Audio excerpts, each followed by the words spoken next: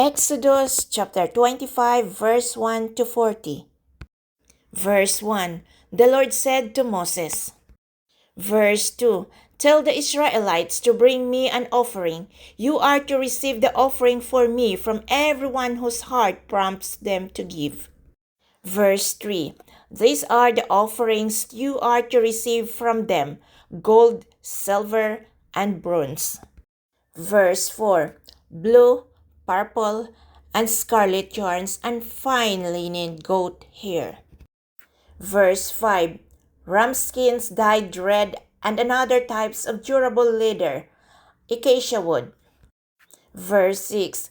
Olive oil for the light, spices for the anointing oil and for the fragrance incense. Verse 7. And onyx stones and other gems to be mounted on the ephod and breastpiece.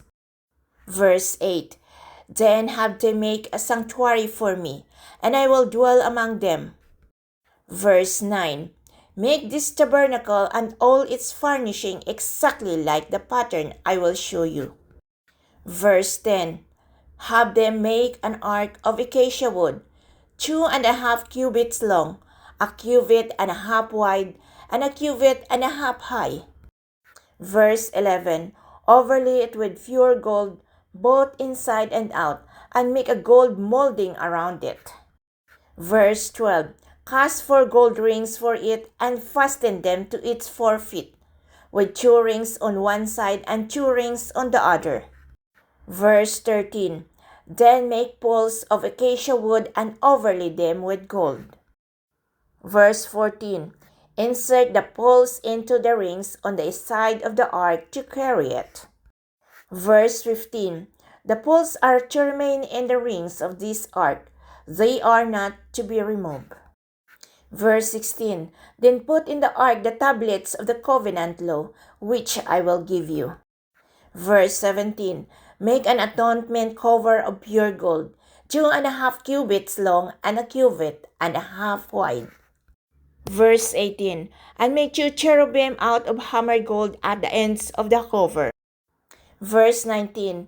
Make 1 cherub on one end and the second cherub on the other. Make the cherubim of one piece with the cover at the 2 ends. Verse 20. The cherubim are to have their wings spread upward, overshadowing the cover with them. The cherubim are to face each other, looking toward the cover. Verse 21. Place the cover on top of the ark and put in the ark the tablets of the covenant law that I will give you. Verse 22. There, above the cover between the 2 cherubim that are over the ark of the covenant law, I will meet with you and give you all my commands for the Israelites. Verse 23. Make a table of acacia wood, 2 cubits long, a cubit wide, and a cubit and a half high. Verse 24. Overlay it with pure gold and make a gold molding around it. Verse 25. Also make around it a rim 100 wide and put a gold molding on the rim. Verse 26. Make 4 gold rings for the table and fasten them to the 4 corners where the 4 legs are. Verse 27.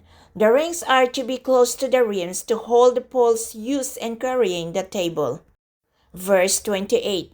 Make the poles of acacia wood, overlay them with gold, and carry the table with them. Verse 29. And make its plates and dishes of pure gold, as well as its pitchers and bowls for the pouring out of offerings. Verse 30. Put the bread of the presence of this table to be before me at all times. Verse 31. Make a lampstand of pure gold, hammer out its base and shaft, and make its flower-like cups, buds and blossoms of one piece with them. Verse 32. 6 branches are to extend from the sides of the lampstand, 3 on one side and 3 on the other. Verse 33.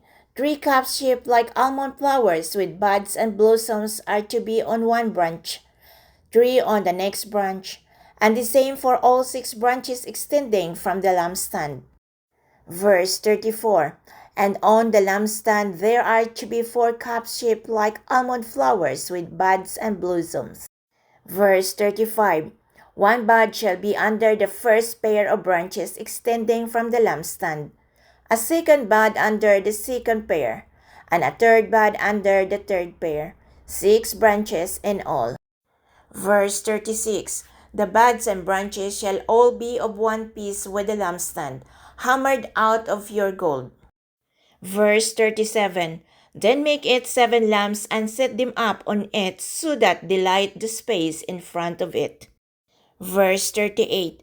Its wick trimmers and trees are to be of pure gold. Verse 39. A talent of pure gold is to be used for the lampstand and all these accessories. Verse 40. See that you make them according to the pattern shown you on the mountain. Exodus chapter 26, verse 1 to 37. Verse 1.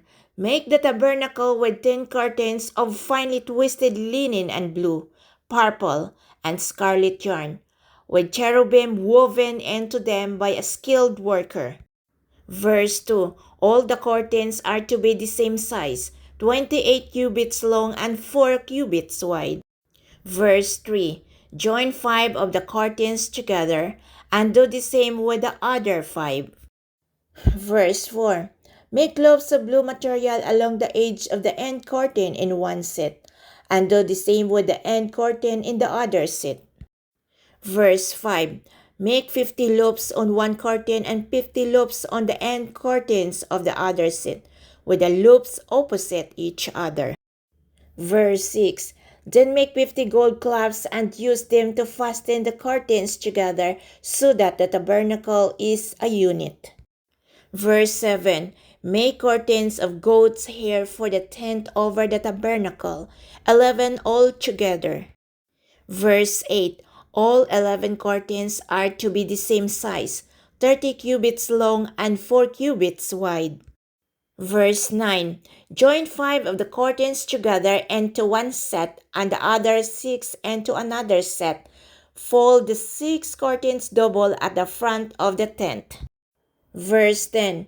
Make 50 loops along the edge of the end curtain into the set, and also alongside edge of the end of curtains in the other set. Verse 11. Then make 50 bronze clasps and put them into the loops to fasten the tent together as a unit. Verse 12. As for the additional length of the tent curtains, the half curtain that is left over is to hang down at the rear of the tabernacle. Verse 13. The 10 curtains will be a cubit longer on both sides. What is left will hang over the sides of the tabernacle so as to cover it. Verse 14. Make for the tent a covering of ram skins dyed red, and over that a covering of the other durable leather. Verse 15. Make upright frames of acacia wood for the tabernacle. Verse 16. Each frame is to be 10 cubits long and a cubit and a half wide. Verse 17. With 2 projections set parallel to each other, make all the frames of the tabernacle in this way. Verse 18. Make 20 frames for the south side of the tabernacle. Verse 19. And make 40 silver bases to go under them, 2 bases for each frame, 1 under each projection. Verse 20. For the other side, the north side of the tabernacle, make 20 frames. Verse 21. And 40 silver bases, 2 under each frame. Verse 22. Make 6 frames for the far end, that is, the west end of the tabernacle. Verse 23. And make 2 frames for the corners at the far end. Verse 24. All these 2 corners they must be double from the bottom all the way to the top and fitted into a single ring. Both shall be like that. Verse 25. So there will be 8 frames and 16 silver bases, 2 under each frame. Verse 26. Also make crossbars of acacia wood, 5 for the frames on the one sides of the tabernacle. Verse 27. 5 for those on the other side, and 5 for the frames on the west, at the far ends of the tabernacle. Verse 28. The center crossbar is to extend from end to end at the middle of the frames. Verse 29. Overlay the frames with gold and make gold rings to hold the crossbars. Also overlay the crossbars with gold. Verse 30. Set up the tabernacle according to the plans shown to you on the mountain. Verse 31. Make a curtain of blue, purple and scarlet yarn and finely twisted linen, with cherubim woven into it by a skilled worker. Verse 32. Hang it with gold hooks on 4 posts of acacia wood overlaid with gold and standing on 4 silver bases. Verse 33. Hang the curtain from the clasps and place the Ark of the Covenant law behind the curtain. The curtain will separate the holy place from the most holy place. Verse 34. Put the atonement cover the Ark of the Covenant law in the most holy place. Verse 35. Place the table outside the curtains on the north side of the tabernacle and put the lampstand opposite it on the south side. Verse 36. For the entrance to the tent make a curtain of blue, purple and scarlet yarns and finely twisted linen, the work of an embroiderer.